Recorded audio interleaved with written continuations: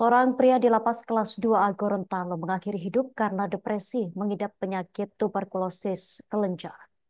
Peristiwa tersebut terjadi pada Minggu 11 Agustus 2024 malam hari saat para warga binaan pemasyarakatan sholat Isya. Kepala Lapas 2A Gorontalo Indra Moko Ago mengungkapkan bahwa Yanto Radiasat korban ditemukan tergantung di toilet. Untuk informasi selengkapnya, kita telah terhubung bersama rekan Fernandes Sialagan, wartawan Tribun Gorontalo. Rekan Fernandes, silakan laporan Anda. Baik, rekan Justina dan juga Tribuners begitu. Memang penemu mayat tersebut merupakan seorang petugas yang saat itu sedang piket begitu. Dan korban Yanto saat ditemukan denyut nadinya masih ada walau sudah pelan begitu. Dan Yanto masih bernafas tersengal-sengal saat penemuan tersebut. Dan saat itu ia sempat dimasukkan ke ruang klinik yang ada di lapas kelas 2A Gorontalo. Namun kondisinya yang memburuk, ia dilarikan ke rumah sakit di Gorontalo, lebih tepatnya Rumah Sakit Alwi Sabu, Kota Gorontalo. Dan dalam perjalanan ternyata Yanto menghembuskan nafas terakhirnya, sehingga saat di rumah sakit ia ditemukan oleh dokter mengungkapkan bahwa dia sudah meninggal dunia begitu.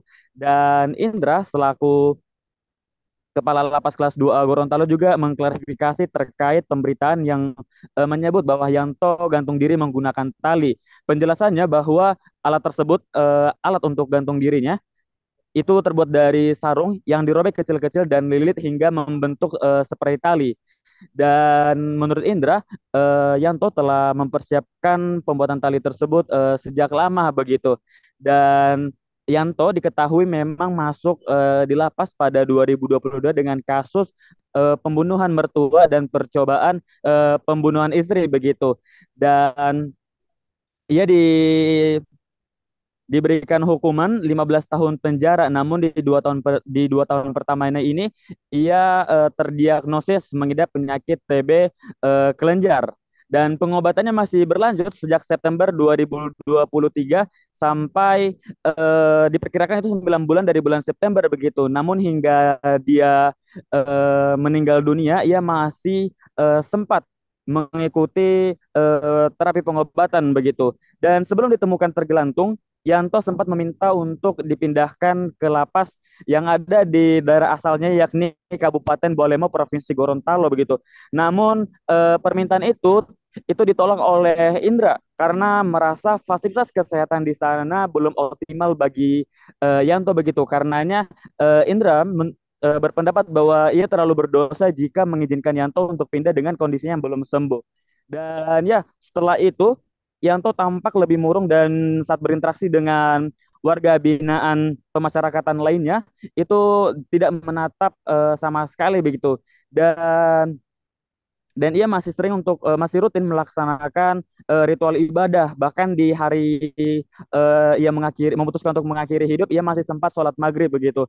Namun saat sholat azan Isya berkumandang, rekannya mengajak dia untuk sholat, namun ia menolak begitu dan langsung melancarkan aksinya di toilet.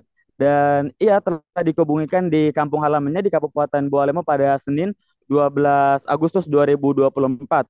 Dan pihak keluarga sempat tidak menerima kematian Yanto. Namun karena memahami kondisi Yanto yang memiliki penyakit begitu, sang ibu Yanto itu menerima dan menandatangani penyerahan jenazah begitu. Dan Tribunus, kami perlu informasikan bahwa dokter yang ada di lapas juga mengungkapkan bahwa Yanto cukup kooperatif selama pengobatan begitu. Namun per- bu- pemutusan ia untuk menggantung diri tidak diduga-duga begitu. Baik Tribunus dan juga rekan Justina, kembali ke studio. Terima kasih rekan Fernandes Sialagan, wartawan Tribun Gorontalo atas laporan dari Anda. Selamat bertugas kembali. Download Tribun X sekarang, menghadirkan lokal menjadi Indonesia.